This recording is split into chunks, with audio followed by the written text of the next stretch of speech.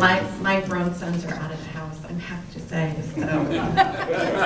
Rub it in. Yeah, your time will come. You'll miss them, but you'll be okay, trust me.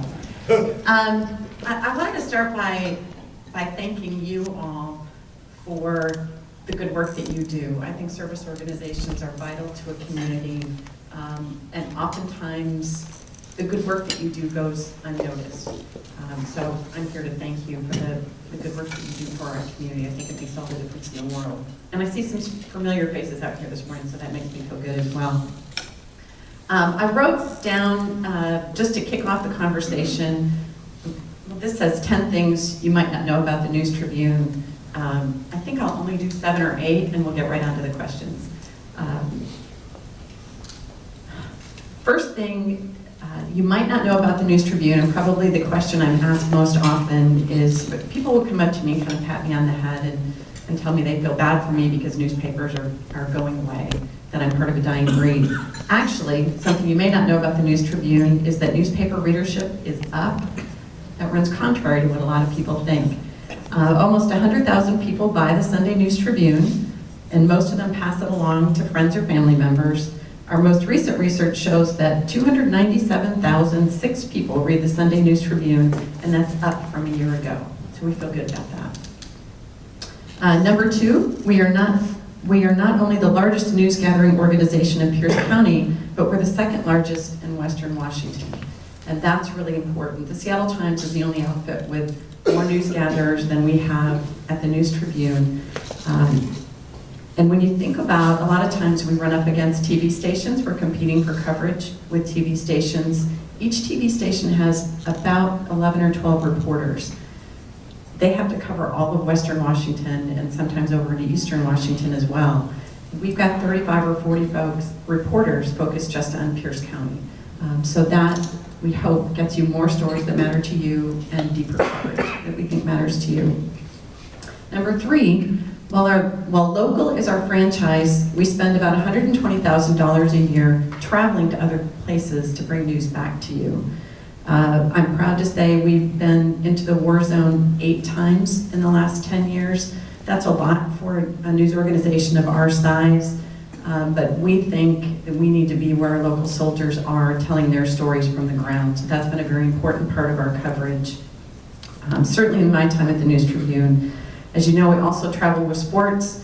We're on the team plane or the team bus for the Mariners, the Seahawks, the Huskies.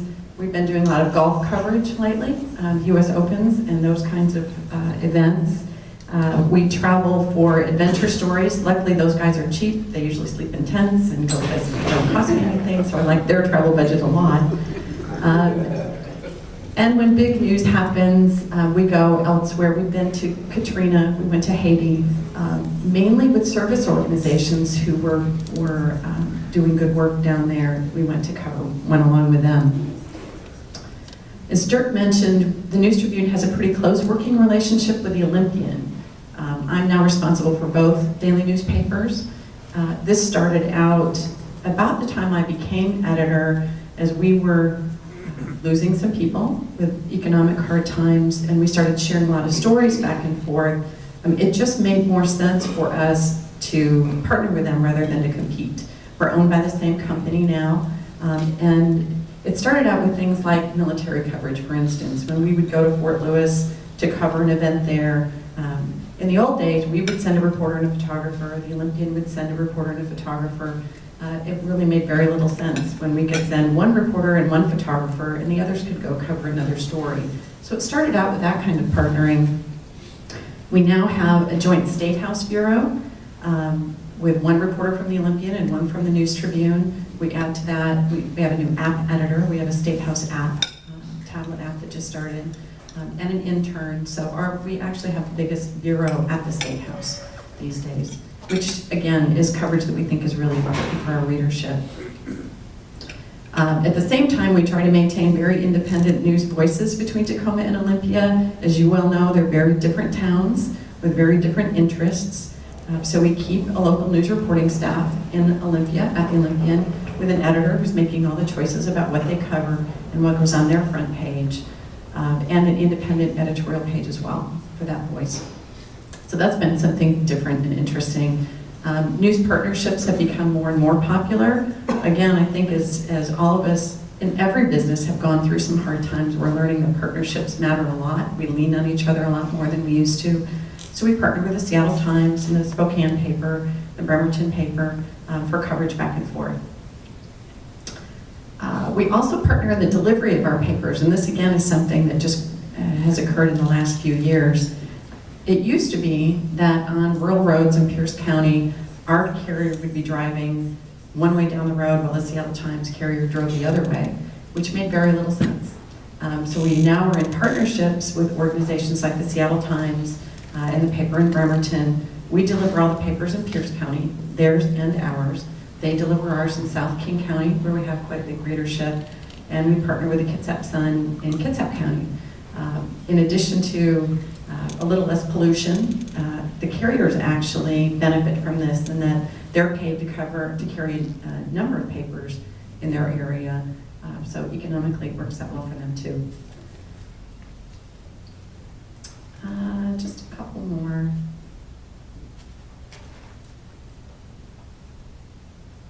Contrary to what a lot of people believe, we like it that people get their news online. We're not afraid of online because that's where we are.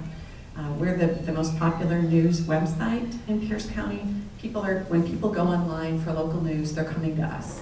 So we're not afraid of that. That's actually part of our business model as we go forward. Just a couple little tidbits. As far as what works online, this has been a learning process for all of us as we've had to learn what works in the paper and what works online, which are often two very different things. Anyone have any idea what our top local news story might have been so far this year? Most popular online? It's probably not what you think. Judge again orders Tacoma police to return man's pot by Sean Robinson. This is a guy who had his pot confiscated, and then the marijuana law went through, and he went back to court to get the judge to give his pot back to him. Those are the kind of stories that take up online. You wouldn't want a newspaper put together with what's most popular online, trust me. We also like social media. That's Facebook and Twitter. Again, we're there. We're pushing our news on those channels, and what we're finding is it's a new audience for us. A lot of times it's non-newspaper readers, people who don't often go to our website, but we can push the news out on Facebook or Twitter, and we're gaining a whole new audience that way. And when they click on one of those stories, it actually brings them back to our website.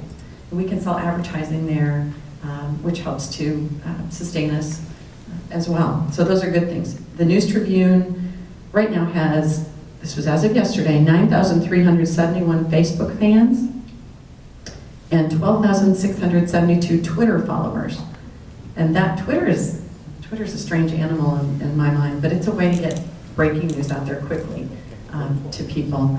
We have the that number of Twitter followers, 12,000 or so, is just for the main News Tribune site, and then each of our individual reporters also has a Twitter channel and a Facebook channel.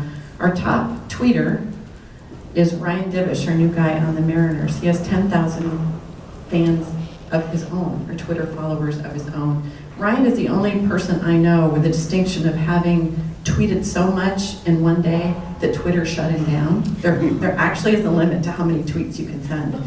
And he's a little crazy on that. But people love him for it. One of the other new things in our business is the move even beyond from newspaper to website, now on to tablets and cell phones. We call that our mobile audience.